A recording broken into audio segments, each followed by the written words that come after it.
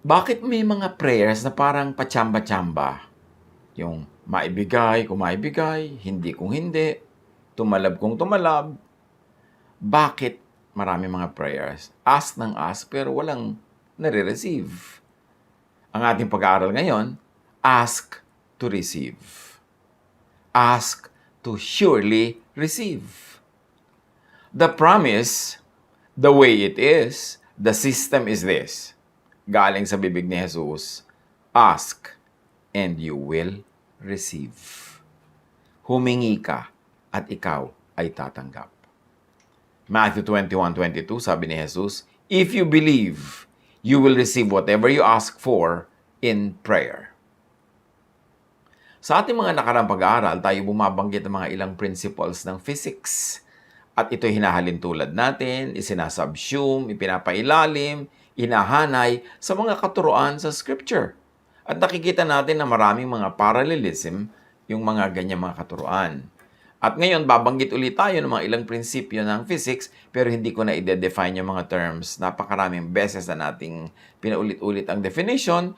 So, yung mga nakakatanda, well and good. Yung hindi nakakatanda, well, kahit hindi nyo naman masyadong pansinin ito, mga sasabihin ko na principles of physics, pansinin nyo na lang yung mga verses from Scripture, may mapapala na rin tayo at may mga maiuwing marami mga blessings.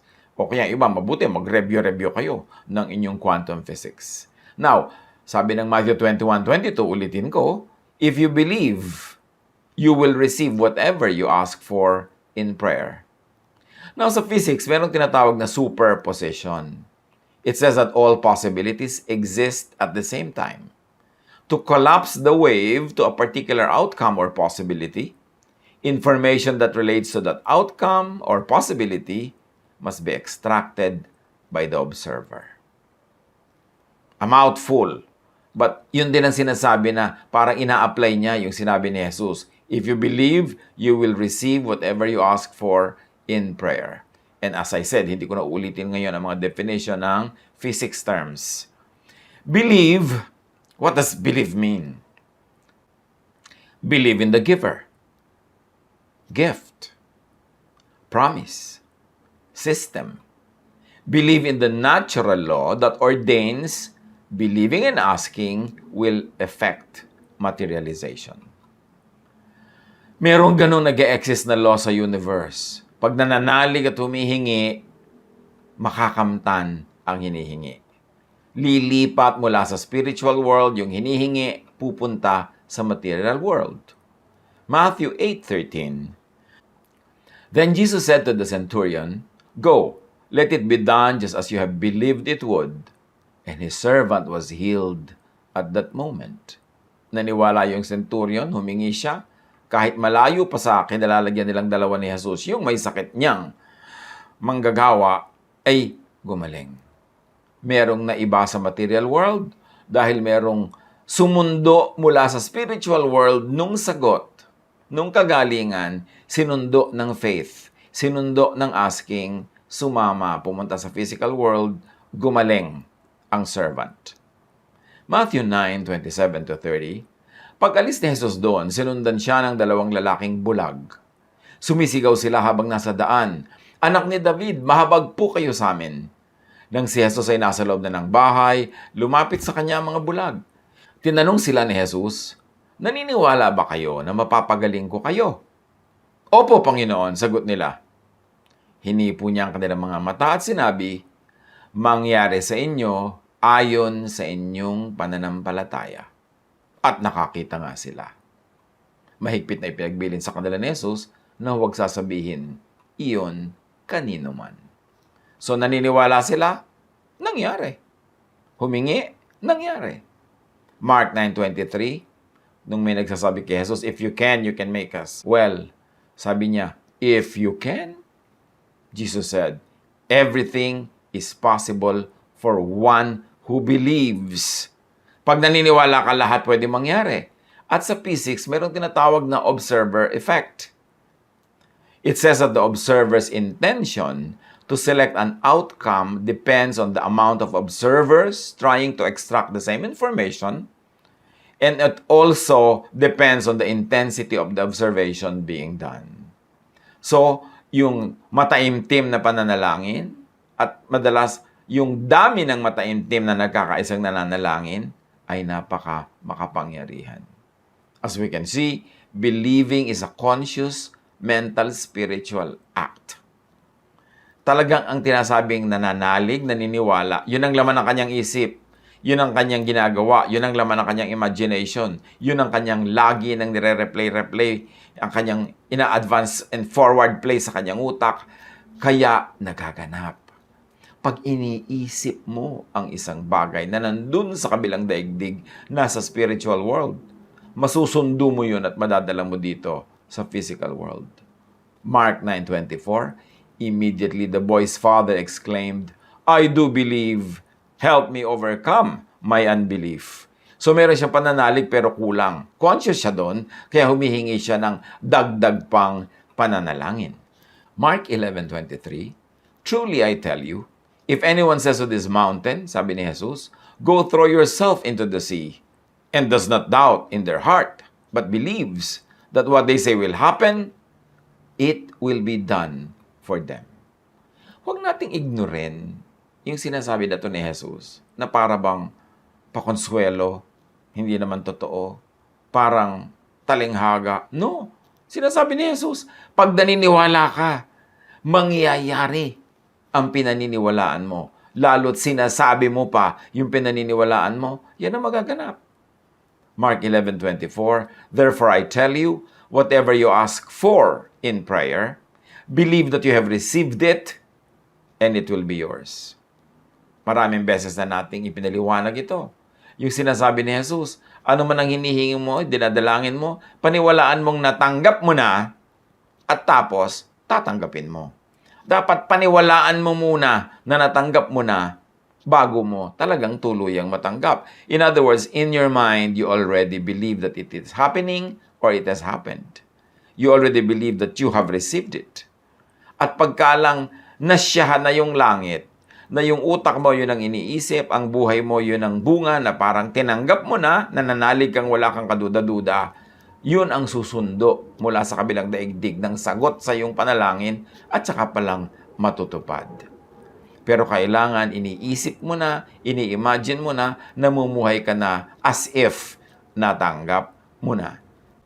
Sa physics, yung the observer's intention, called prediction and expectation, collapses matter into a particle or a wave and selects one possibility from all possibilities. Lahat ng possibilities nandyan pwede mangyari. Pero isa lang ang mangyayari, yung pag-iisipan mo, yung susunduin mula sa kabilang daigdig ng yung pananalig, na yung paniniwala, ng yung imagination, yun ang isang mangyayari among many na pwedeng maganap. At yung sinasabing ask, di ba? Paano ba yung prayer? Sabi, ask. Ask is first, no. How can you ask for something you don't know about? Kaya ang tunay na nananalangin, ang tunay na may pananalig, alam na kung ano ang kanyang pinaniniwalaan, alam niya kung ano ang kanyang gusto, alam niya kung ano ang kailangan niya. Malinaw sa kanya yon. Dapat yung utak kasi involved sa prayer. Kung yung utak mo malabo, hindi mo naiintindihan kung ano yung gusto mo, hindi nga malinaw sa iyo mismo yung gusto mo, paano mo yun mahihingi? So to ask is first know. Be conscious of what you want. Think about what you want. Focus on what you want and connect spiritually with what you want. Kailangan laman talaga siya powerfully ng iyong isip. Yan ang isang malaking misteryo. Bakit pag inisip mo, mangyayari? Bakit pag pinaniwalaan mo, mangyayari? Perhaps because we were made in God's image. At binigyan tayo ni Jesus ng ganong uri ng kapangyarihan. Sabi nga niya, mga ginagawa ko, magagawa niyo. Dahil binibigyan ko kayo ng ganyang kapangyarihan. Luke 18:40-43, tumigil si Jesus at ipinatawag ang bulag. Paglapit ng bulag ay tinanong siya ni Jesus, ano ang gusto mong gawin ko para sa'yo? Panginoon, gusto ko po sanang makakitang muli, sagot niya. At sinabi ni Jesus, mangyayari ang nais mo. Pinagaling ka ng iyong pananampalataya. Pinagaling ka ng iyong paniniwala. Pinagaling ka ng iyong pananalig. Pinagaling ka ng iyong iniisip. Pinagaling ka ng iyong gusto. Pinagaling ka ng iyong ini-imagine. Pinagaling ka ng iyong pananampalataya. Noon din nakakita ang bulag at sumunod kay Jesus na nagpuri sa Diyos. Nang makita ito ng mga tao, silang lahat ay nagpuri sa Diyos. So, humihiling ka ng kagalingan, kapatid. Naniniwala ka ba talaga na gagaling ka? Iniisip mo ba na gagaling ka? Tinatanggap mo ba sa iyong isip na gagaling ka? Ang iyong paglakad, ang iyong pagkilos, ang iyong ginagawa sa buhay, isa ba yung paghahanda na gagaling ka na nga?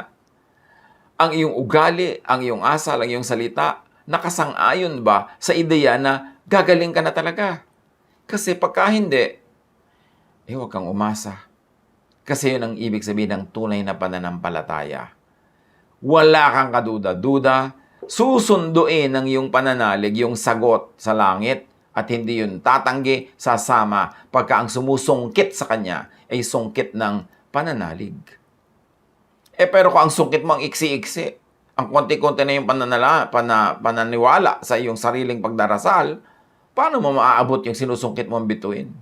Kailangan makarating sa langit ang iyong sungkit at yung pananampalataya, ang sungkit na yon. Matindi, masidhi, walang duda, dedicated, believing, expecting. James 4:2, you desire, but you do not have, so you kill. You covet, but you cannot get what you want, so you quarrel and fight. You do not have because you do not ask God. Sasabihin ng iba, ask naman po ako ng ask. Tuwing Lunes nga, siyam na Lunes, nag-a-ask ako. Wala na akong tigil ng ka-ask, meron pang fasting. Oo nga, baka nag-a-ask lang yung bibig. Nag-a-ask ka lang sa seremonya, sa ritual. Pero to ask is to believe in God. To believe that God can give you what you want.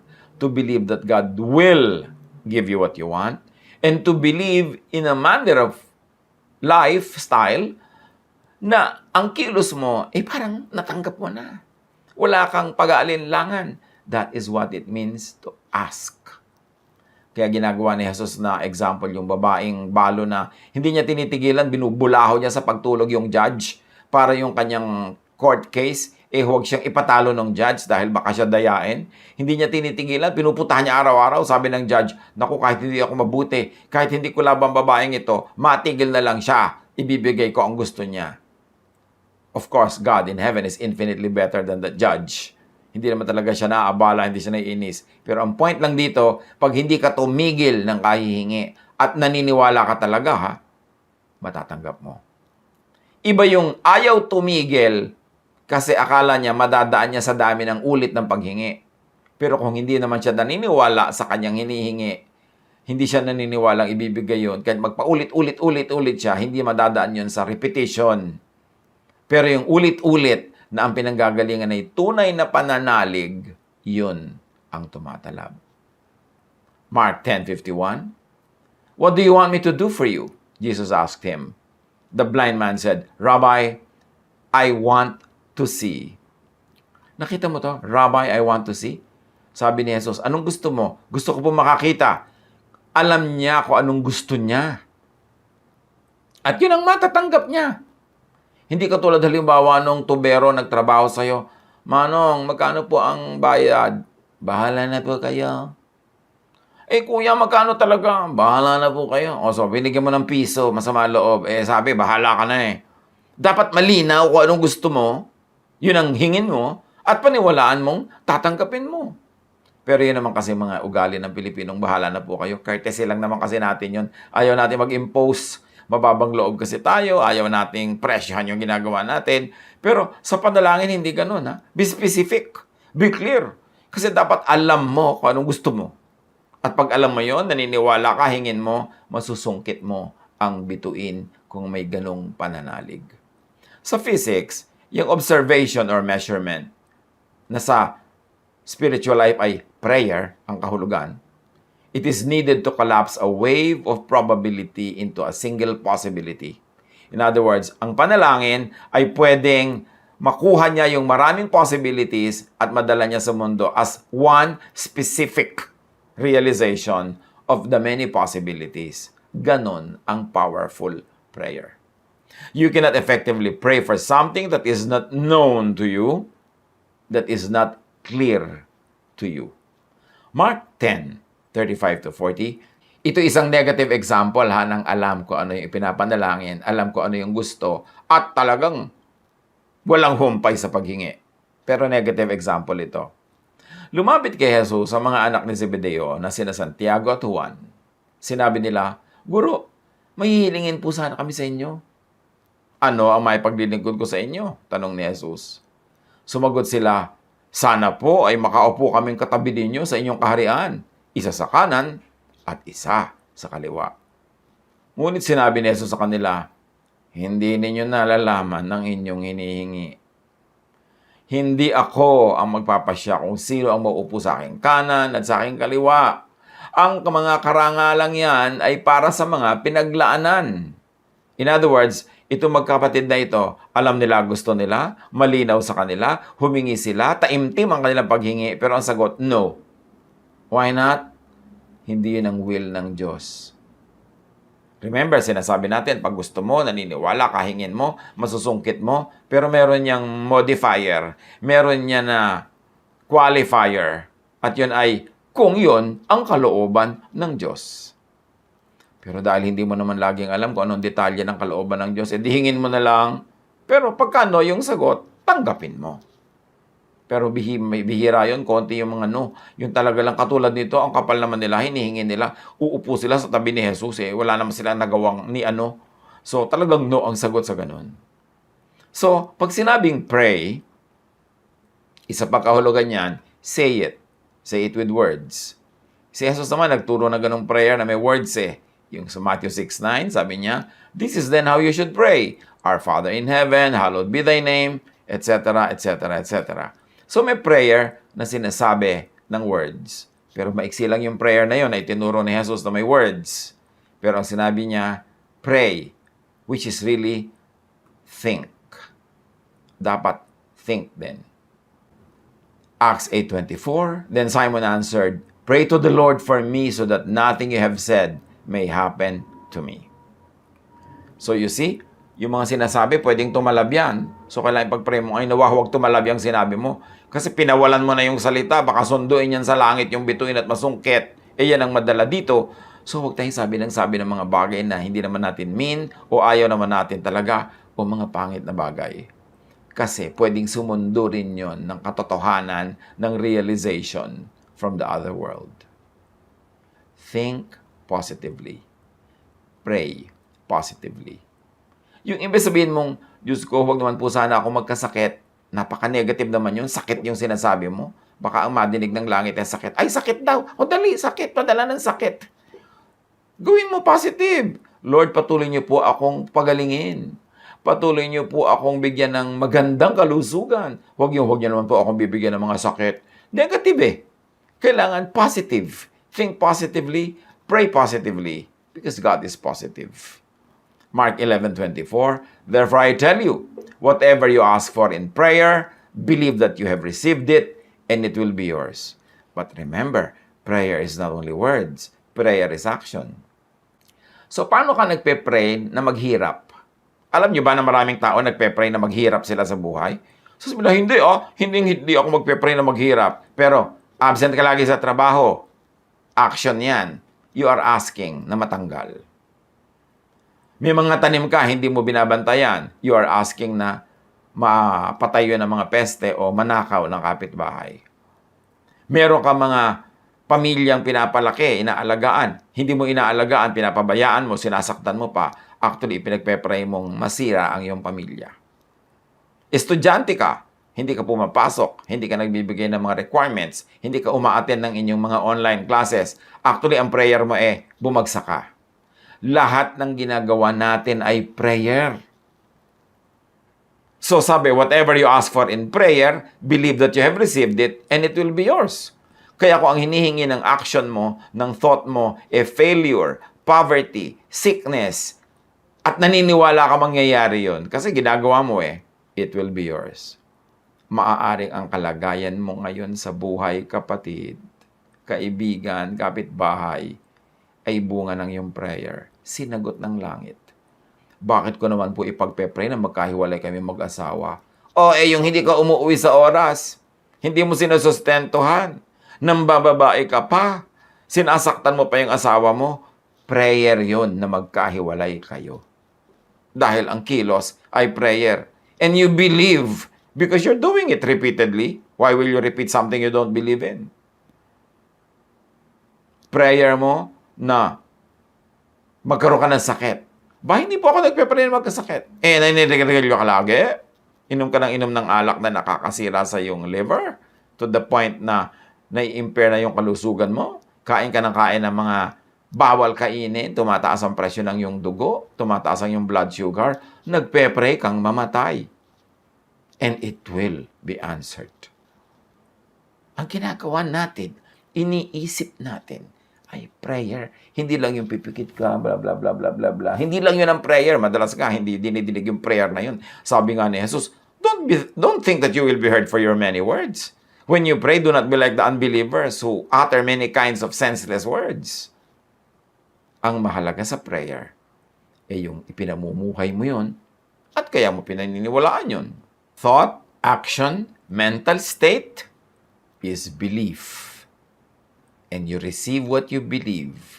So what you think of, what you do, what you always linger in your mind, or what you allow to linger in your mind, is your belief. It is what will happen. Matthew 5:27-29. Nabalitaan ng babaeng dinudugo ang tungkol kay Jesus, kaya nakipagsiksikan siya hanggang sa makalapit sa likuran ni Jesus. At hinipo ang damit nito sapagkat iniisip niyang, mahipo ko lang ang kanyang damit, gagaling na ako. Agad ngang tumigil ang kanyang pagdurugo at naramdaman niyang magaling na siya. Sa physics, measurement is an act of observation. Measurement is an act of prayer. Yung paghipo niya, paglapit niya, it's an act of measurement. It's an act of observation. It is prayer by itself. So sa prayer, ang mahalaga rin imagine. Imagine it. Yung gusto mong maganap, hinihiling mo, imaginein mo na nangyayari na sa iyong buhay. Acts 3:3-8. Nang makita nito si Pedro, nung lalaking lumpo sa paanan ng templo, sa pintuan, nang makita nito sina Pedro at Juan na papasok sa templo, siya'y humingi ng limos. So ang iniisip na itong lalaki, limos, pera, barya. Tinitigan siya ng dalawa at sinabi ni Pedro sa kanya, tingnan mo kami. Mukha ba kami may pera? Sabi niya, tumingin nga siya sa kanila sa pag-asang siya ililimusan. Ngunit sinabi ni Pedro, wala akong pilak o ginto. Siguro nawala siya ng gana dahil pera ang ini-imagine niya pera. Ngunit may iba akong ibibigay sa iyo. Napatingin na naman siya. Sa pangalan ni Jesucristo taga Nazaret, tumayo ka at lumakad. Pansinin niyo to ha. Pera ang ini-imagine, limos ang ini-imagine nitong pulubi. Pero ipinaiba ni Pedro ang i-imagine niya. Sabi niya, imaginin mong nakatayo ka at naglalakad. Yan ang ilaman mo sa utak mo. Pag in-imagine mo yan, na-conceive mo yan, magiging prayer mo yan. Sabi niya, tumayo ka at lumakad. Imagine it, believe it, and you will receive it. Hinawakan niya sa kanang kamay ang lumpo at itinayo. Nunday lumaka sa mga paa at bukong-bukong ng lalaki. Palokso itong tumayo at nagsimulang lumakad. Pumasok siya sa templong kasama nila habang naglalakad at lumundag-lundag na nagpupuri sa Diyos.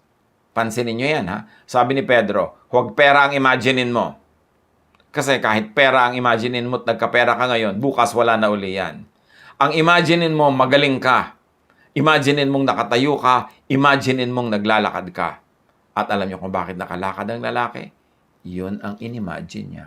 Yun ang naglaro sa kanyang isip. Yun ang pinagtuunan niya. Yun ang pinaniwalaan niya. At nung naniwala na siya, na-imagine na niya, sumunod, nasungkit ang bituin mula sa langit, lumakas sa kanyang bukong-bukong, ang kanyang binti, ang kanyang paa, nakatayo siya at naglululukso pang nagsasayaw, papasok sa templo. Nakita niyo? Imagine it. Philemon 1:22. And one thing more, prepare a guest room for me because I hope to be restored to you in answer to your prayers. Itong si Paul, ipinagpe-pray siya ng mga tao na makadalaw sa kanilang bahay si Paul. Pero sabi ni Paul, prepare a guest room for me. Imagine, prepare na agad a guest room kasi ang itinuro sa kanila ni Paul, action. Mag-act kayo as if papunta na ako.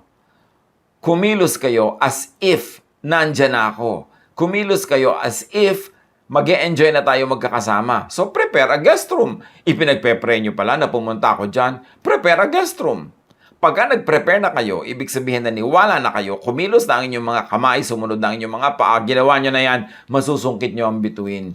Kasi ikinilos nyo na, ipinamuhay nyo na yung pinaniniwalaan nyo o yung ipinagpe-pray nyo. Ephesians 3:20. Now to Him who is able to do immeasurably more than all we ask or imagine, according to His power that is at work within us. So you see, you ask or imagine. Pero yung nag-a-ask ka, Lord, papasahin niyo po ako sa exam, pero ini-imagine mo, bagsak ka. Inabutan ka ng kalabasa, ang grade mo, 0. Pero pray ka ng pray, pataasin niyo po ang grade ko. Pero iniisip mo na agad kung paano ipapaliwanag sa mga tao kung bakit ka bumagsak. Yung imagination na matutupad.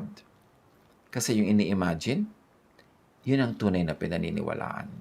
Yun ang tunay na faith. And when you ask in faith, it will be given to you.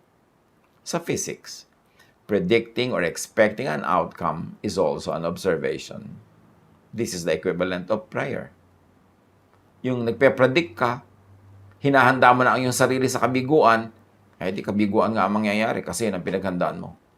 Well, hindi naman masama na meron kang konting room for the possibility na baka ka bumagsak, baka ka mabigo. Pero konti lang dapat yun. At yun ay para lang merong kalagyan kapag nalaglag ka. Pero hindi yun ang dapat na tunay na naglalaro sa iyong balintataw. Hindi yun ang dapat mong iniisip at hindi laging yun ang iyong pinagtutuunan ng pansin. So pray means also to keep it in mind, to focus on it. Luke 18:1. Then Jesus told His disciples a parable to show them that they should always pray. And of course, including non-verbally. To pray non-verbally and not give up. But it's also to pray verbally. Pero nasabi din natin yan, kailangan ng prayer, may action. John 5:5-9. May isang lalaki doon na 38 taon nang may sakit. Nakita siya ni Jesus at alam niyang matagal nang may sakit ang lalaki, kaya tinanong niya ito, gusto mo bang gumaling? Sumagot ang may sakit, Ginoo, wala pong maglusong sa akin kapag gumalaw na ang tubig. Pupunta pa lamang ako, may nauna na sa akin.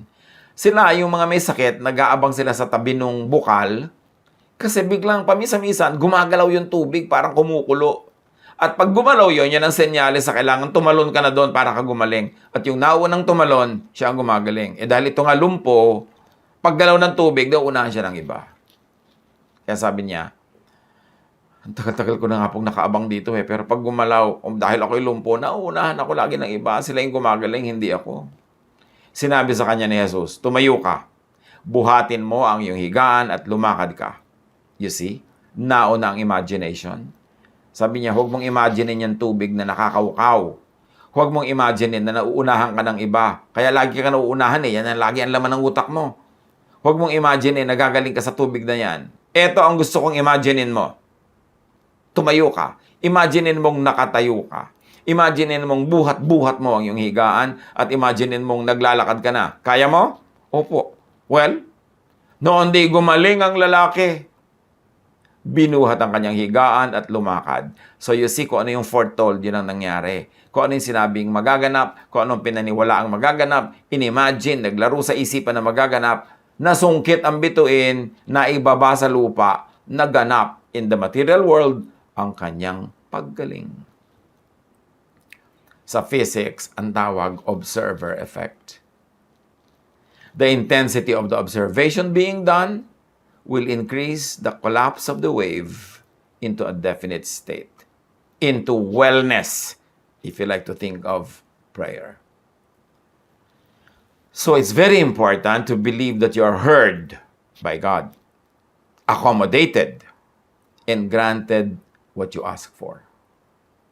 Mark 11:24, therefore I tell you, whatever you ask for in prayer, believe that you have received it, and it will be yours. James 5:15, and the prayer offered in faith will make the sick person well. The Lord will raise them up. If they have sinned, they will be forgiven. Believe. And to believe is to think, to behave, and to live as if you already have what you ask for. Therefore, the fruits, the effects of receiving, will already show in your thoughts, words, actions, dealing with self, others, and the world, in your whole lifestyle. Luke 1:13, but the angel said to him, do not be afraid, Zechariah. Your prayer has been heard. Your wife Elizabeth will bear you a son, and you are to call him John. Samantalang, tumanda na nga sila, hindi pa nagkaanak. Pero naniwala siya sa sinabi ng anghel, mangyayari. Hebrews 11:8, by faith, Abraham, when called to go to a place he would later receive as his inheritance, obeyed and went, even though he did not know where he was going. So you see, obedience is very important. Inimagine na niya na totoo, magaganap ang pangako, so nabuhay na siya in accordance with that pangako. Hebrews 11:23, by faith, Moses' parents hid him for 3 months after he was born, because they saw he was no ordinary child, and they were not afraid of the king's edict. Bawal magpalaki ng mga batang lalaki, pero itinago pa rin nila kasi naniwala sila na malalampasan nila yung moment na kailangan magtago at darating yung point na pwede nang lumabas yung bata sa pagtatago at ang patuloy siya mabubuhay. So, that was the imagined outcome. Kasi kung inimagine naman nila na after 3 months silang pagtatago, mapapatay din ang bata, hindi na nila itatago. Pero inimagine nila, pinaniwalaan nila, nalalampas sila doon, nakalampas sila. Hebrews 11:30, by faith the walls of Jericho fell after the army had marched around them for 7 days. Thought above matter. Faith above walls and stones. When God, when the giver, at sa physics, ang equivalent, the quantum mechanical law, sees these things or these signs and fruits of faith, the answer goes into your life, arrives, manifests, materializes physically. When heaven senses these manifestations to be in your mind already, heaven completes its realization, sends the answer. Sa physics, observation, measurement, prediction will collapse a wave of potentials to a definite state. Sa scripture, faith moves mountains. Mga kapatid, tama na ang pagdarasal na hindi naman sinasagot ng yes. Dapat may sagot na yes. Tama na ang pagdarasal na alatsamba, baka sakali. Ask to receive. O gusto nyo, ulitin ko pa yung buong message. Nang paano nag-a-ask to receive, i-replay nyo na lang. Matapos naman ito sa live stream, mapapanood nyo sa YouTube 24/7. Ulitin nyo. Lalo yung mga absent lagi nun sa physics o hindi abreast sa mga quantum physics, pwede nyo itong ulit-ulitin kung serious kayo.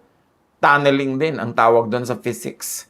Kailangan taimtim na dasal. Yun ang tawag naman sa Biblia. Huwag kayong tamad. Kailangan mag-aral. Kailangan tunneling. Kailangan focused para you ask and receive. Yan ang gusto ng Diyos para sa atin. God bless us all.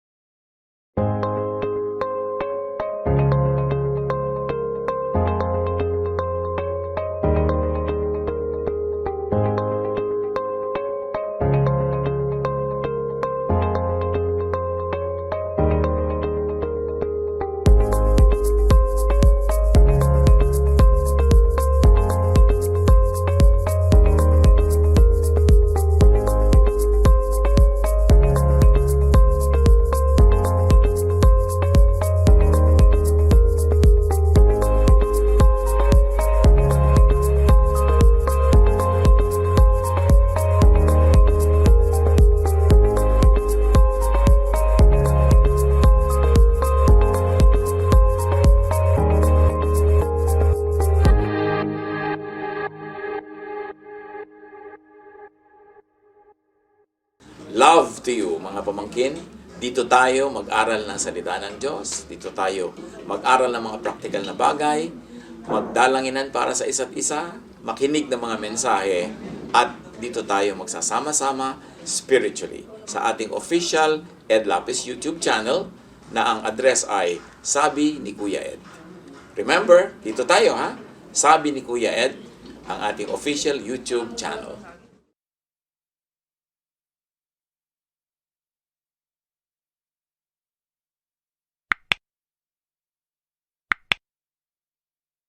Do not forget to subscribe. Click the subscribe button and ring the bell for notification.